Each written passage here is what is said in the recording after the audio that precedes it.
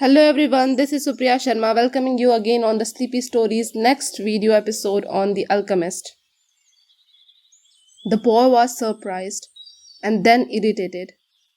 He didn't need to seek out the old woman for this, but then he remembered that he wasn't going to have to pay anything. I didn't need to waste my time just for this, he said. I told you that your dream was a difficult one. It's the simple things in life that are the most extraordinary. Only wise men are able to understand them. And since I am not wise, I have had to learn other arts, such as the reading of palms. Well, how am I going to get to Egypt? I only interpret dreams. I don't know how to turn them into reality. That's why I have to live off what my daughters provide me with. And what if I never get to Egypt? Then I don't get paid. It wouldn't be the first time. And the woman told the boy to leave, saying she had already wasted too much time with him. So the boy was disappointed. He decided that he would never again believe in dreams. He remembered that he had a number of things he had to take care of. He went to the market for something to eat. He traded his book for the one that was thicker, and he found a bench in the plaza where he could sample the new wine he had bought. The day was hot and the wine was refreshing. The sheep were at the gates of the city in a stable that belonged to a friend. The boy knew a lot of people in the city. That was what made traveling appeal to him. He always made new friends, and he didn't need to spend all of his time with them.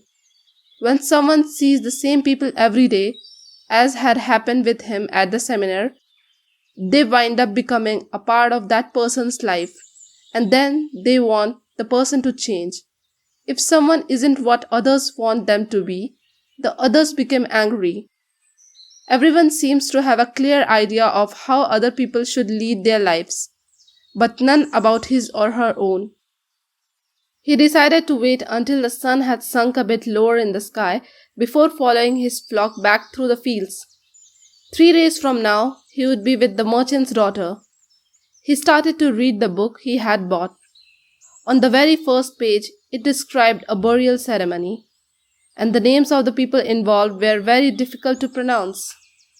If he ever wrote a book, he thought, he would present one person at a time, so that the reader wouldn't have to worry about the memorizing a lot of names.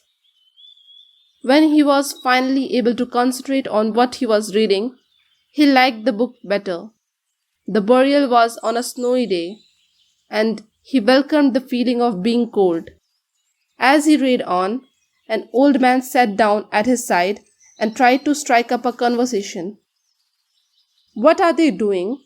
the old man asked, pointing at the people in the plaza. "Working," the boy answered dryly, making it look as if he wanted to concentrate on his reading.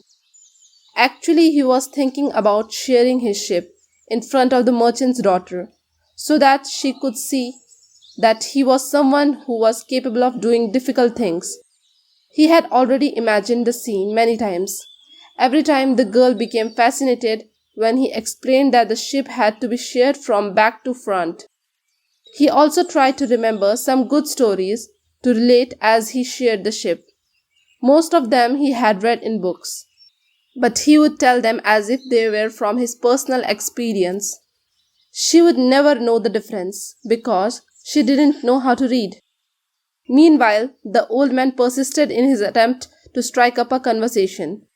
He said that he was tired and thirsty and asked if he might have a sip of the boy's wine. The boy offered his bottle, hoping that the old man would leave him alone. But the old man wanted to talk, and he asked the boy what book he was reading.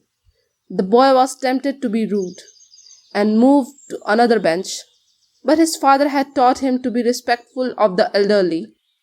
So he held out the book to the man for 2 reasons. First, that he himself wasn't sure how to pronounce the title, and second, that if the old man didn't know how to read, he would probably feel ashamed and decide of his own accord to change benches. Said the old man. looking at all sides of the book as if it were some strange object. This is an important book, but it's really irritating. The boy was shocked. The old man knew how to read and had already read the book. And if the book was irritating, as the old man had said, the boy still had time to change it for another. It's a book that says the same thing almost all other books in the world say, continued the old man. It describes people's inability to choose their own destinies, and it ends up saying that everyone believes the world's greatest lie. What's the world's greatest lie? The boy asked, completely surprised. It's this, that at a certain point in our lives, we lose control of what's happening to us, and our lives become controlled by fate. That's the world's greatest lie. That's never happened to me, the boy said. They wanted me to be a priest, but I decided to become a shepherd. Much better, said the old man, because you really like to travel. He knew what I was thinking, the boy said to himself. The old man, meanwhile, was leafing through the book without seeming to want to return it at all. The boy noticed that the man's clothing was strange. He looked like an Arab, which was not unusual in those parts. Africa was only a few hours from Tarifa. One had only to cross the narrow straits by boats. Arabs often appeared in the city, shopping and chanting their strange prayers several times a day. Where are you from? The boy asked. From many places. No one can be from many places, the boy said. I am a shepherd, and I have been to many places, but I came from only one place. From a city near an ancient castle. That's where I was born. Well then, we could say that I was born in Salem. The boy didn't know where Salem was, but he didn't want to ask, fearing that he would appear ignorant. He looked at the people in the plaza for a while. They were coming and going, and all of them seemed to be very busy. So what is Salem like? He asked, trying to get some sort of clue. It's like it always has been. No clue yet. But he knew that Salem wasn't in Andalusia. If it were, he would already have heard of it. And what do you do in Salem? He insisted. What do I do in Salem? The old man laughed. Well, I'm the king of Salem. People say strange things, the boy thought. Sometimes it's better to be with the sheep, who doesn't say anything, and better still to be alone with one's books. They tell their incredible stories at the time when you want to hear them. But when you are talking to people, they say some things that are so strange that you don't know how to continue the conversation. My name is Melchizedek, said the old man. How many sheep do you have? Enough, said the boy. He could see that the old man wanted to know more about his life. Well, then we have got a problem. I can't help you if you feel you have got enough sheep. The boy was getting irritated. He wasn't asking for the help. It was the old man who had asked for a drink of his wine, and he started the conversation. Give me my book, the boy said. I have to go and gather my sheep and get going. Give me 1/10 of your sheep, said the old man, and I'll tell you how to find the hidden treasure. The boy remembered his dream, and suddenly everything was clear to him. The old woman hadn't charged him anything, but the old man, maybe was her husband, was going to find a way to get much more money in exchange for information about something that didn't even exist. The old man was probably a gypsy too. But before the boy could say anything, the old man leaned over, picked up a stick, and began to write in the sand of the plaza. Something bright reflected from his chest with such intensity that the boy was momentarily blinded. With a movement that was too quick for someone his age, The man covered whatever it was with his cape. When his vision returned to normal, the boy was able to read what the old man had written in the sand. There, in the sand of the plaza of that small city, the boy read the names of his father and his mother and the name of the seminary he had attended. He read the name of the merchant's daughter, which he hadn't even known, and he read things he had never told anyone. I am the king of Salem, the old man had said. Why would a king be talking with a shepherd? The boy asked, awed and embarrassed. For several reasons. But let's say that the most important is that you have succeeded in discovering your destiny. The boy didn't know what a person's destiny was. It's what you have always wanted to accomplish. Everyone, when they are young, knows what their destiny is. And that point in their lives, everything is clear and everything is possible. They are not afraid to dream and to yearn for everything they would like to see happen to them in their lives. But as time passes, a mysterious force begins to convince them that it will be impossible for them to realize their destiny. None of what the old man was saying made much sense to the boy, but he wanted to know what the mysterious force was. The merchant's daughter would be impressed when he told her about that. It's a force that appears to be negative, but actually shows you how to realize your destiny. It prepares your spirit and your will because there is one great truth on this planet. Whoever you are, or whatever it is that you do, when you really want something, it's because that desire originated in the soul of the universe. It's your mission on earth. Even when all you want to do is travel, or marry the daughter of a textile merchant, yes, or even search for treasure, the soul of the world is nourished by people's happiness and also by unhappiness, envy, and jealousy.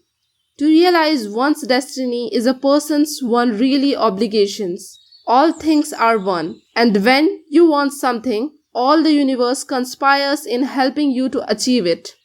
They were both silent for some time, observing the plaza and the townspeople. It was the old man who spoke first. Why do you tend a flock of sheep? Because I like to travel. The old man pointed to a baker standing in his shop window at one corner of the plaza.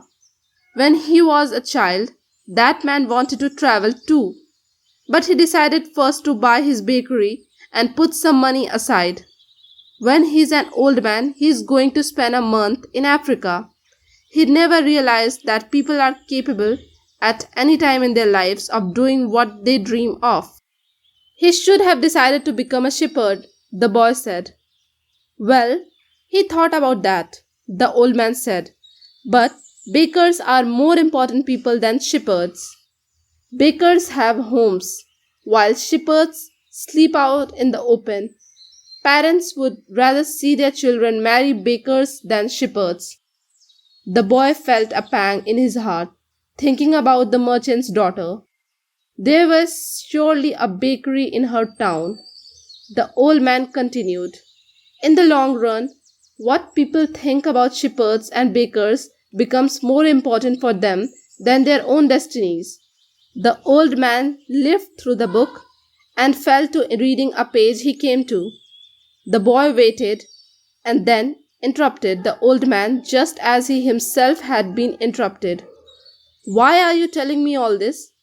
Because you are trying to realize your destiny and you are at the point where you were about to give it all up. And that's when you always appear on the scene. Not always in this way, but I always appear in one form or another. Sometimes I appear in the form of a solution or a good idea. At other times, at a crucial moment, I make it easier for things to happen. There are other things I do too, but most of the time people don't realize I have done them. The old man related that the week before he had been forced to appear before a miner, and he had taken the form of a stone. The miner had abandoned everything to go mining for emeralds. For 5 years he had been working a certain river and had examined hundreds of thousands of stones looking for an emerald. The miner was about to give it all up right at the point when, if he were to examine just one more stone, he would find his emerald. Since the miner had sacrificed everything to his destiny, the old man decided to become involved. He transformed himself into a stone that rolled up to the miner's foot. The miner, with all the anger and frustration of his 5 fruitless years, picked up the stone and threw it aside. But he had thrown it with such force that it broke the stone it fell upon. And there, embedded in the broken stone, was the most beautiful emerald in the world. People learn early in their lives what is their reason for being, said the old man with a certain bitterness. Maybe that's why they give up on it so early too. But that's the way it is. The boy reminded the old man that he had said something about hidden treasure. Treasure is uncovered by the force of flowing water, and it is buried by the same currents, said the old man. If you want to learn about your own treasure, you will have to give me 1/10 of your flock.